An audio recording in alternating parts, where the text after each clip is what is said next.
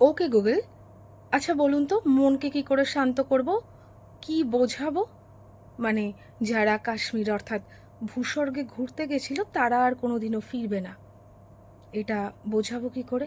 আচ্ছা বলুন তো আমরা কি করে শক্তি পাবো, মানে আমরা কি করে আমাদের ক্ষমতাটা বাড়াবো যাতে ওদেরকে মেরে ফেলতে পারি, ওদেরকেও একেবারে নিঃশেষ করতে পারি?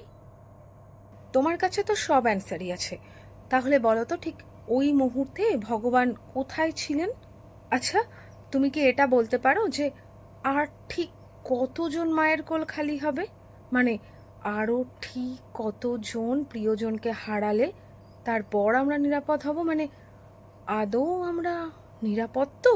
আমরা তো সাধারণ মানুষ, আমাদের কাছে তো সেরকম কোনো ক্ষমতা নেই, কিন্তু এরকম কোনো ক্ষমতা তুমি দিতে পারবে আমরা দেশের জন্য কিছু করতে পারবো তাহলে?